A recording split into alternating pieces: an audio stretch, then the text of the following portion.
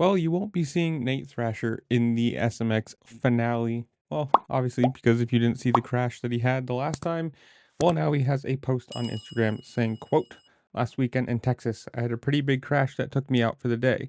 I was hoping to be able to heal up for this week for the final SMX round, but I ended up getting sick and I will not be able to race. I'm taking this sickness as a sign to let my body rest.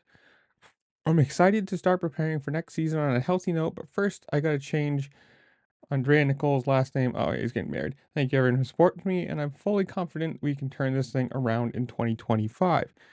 And hopefully he can, because with you see all these massive teams, all the factory like Pro Circuit and Star, all of the injuries they've had this year.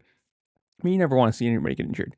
You want the most talented people racing the fastest bikes against each other for the best product because it makes it fun to watch and the championship gets better, and that's just how it should be. You never want to see people injured and out for most of the year. I mean, most of outdoor at least for Thrasher's thing, but it's just one of those things that sadly it happens and you hope it doesn't. And for these guys too, you want to prove that you are one fast championship contending, and you're healthy, or at least healthy enough that you can race, for full seasons and, move up. But oh, you guys tell me in comments below. Are you excited for the SMX finals?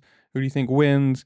Are you going to it? Whatever it is, comment down below. Tell me what you think. While you're down there, make sure to like, share, subscribe, do all the fun things the platform allows you to do because it really does help me out and I appreciate it. With that, I'll see you later. Peace.